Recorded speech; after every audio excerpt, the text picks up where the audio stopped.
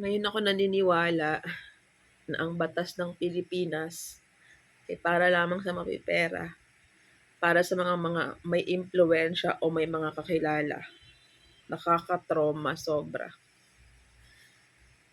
May dalawa akong case na final. Yung una, civil case. Inutangan ako.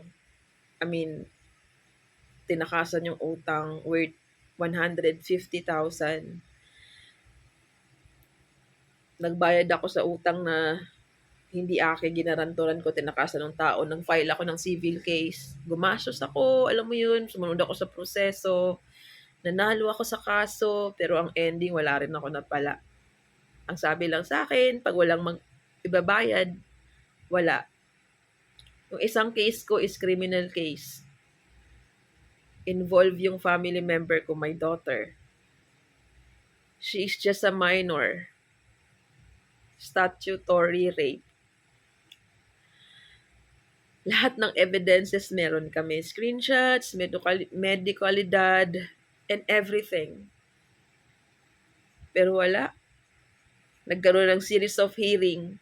Alam mo yung simula pa lang alam kong talo na ako eh. Kasi saan ka ba naman nakakita yung judge na sobrang obvious na anti-Muslim. Plus, nakakapagtaka, kada hearing, pag kami yung magbibigay ng testimonya, nandun ako. And then, pag sila yung magbibigay ng testimonya nila, wala ako, pinapalabas ako. Nasa labas lang ako. So, hindi ko alam kung ano ang flow ng hearing. Hanggang sa, eto lang, today, December 19, lumabas yung desisyon. Absuelto yung lalaki. Acquitted. Not guilty. Kahit na lahat ng ebidensya na ilatag na.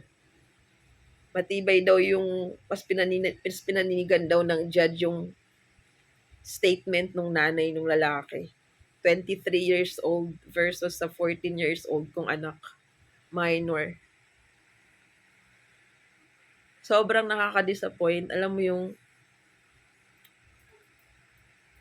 yung may isip mo na lang talaga na buti pa kay Raffy Tulfo eh. Mas mabilis yung action eh, no? Na sana kung kay Raffy ko nilapit yung case, baka napansin, 'di ba? Baka nagkaroon ng hustisya yung anak ko. At baka nabawi ko rin yung pera ko. Ngayon ako naniniwala talaga na ang batas ng Pilipinas ay para lamang sa mga mapera. Nawalan na ako ng gana. Sana kung alam ko lang na ganito yung mangyayari, sana umpisa pa lang bumalik-balik na ako kay Raffy. Baka sakali sa kanya magkaroon ng hustisya yung dalawang case na final ko. Ako yung agrabyado, kami yung biktima, pero kami yung walang nakuhang hustisya. Kasi nga walang-wala eh. Wala akong kilala dito. Isa lang akong single parent dito. Walang malapitan, walang kilala. Pero alam mo yung naniwala ako sa batas ng Pilipinas. Na sana sa mga ganitong pagkakataon wala silang kinikilingan. Pero napatunayan ko talaga na sobrang bulok. Sobra. And from now on, kabubuhian ko na talaga ang batas ng Pilipinas. I promise. Naiintindihan ko na yung mga mga maliliit na taong tulad ko, mas pinipili nilang lumapit kay Sir Raffy kasi mas may hustisya dun eh. Mas alam niya yung hustisya para sa tao. Mas alam niya kung ano yung nararapat na hustisya para sa tao. Sa ngayon, papasa Diyos ko na lang ang lahat kasi wala na eh.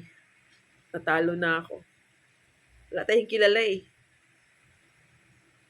Nakakalungkot. Only in the Philippines.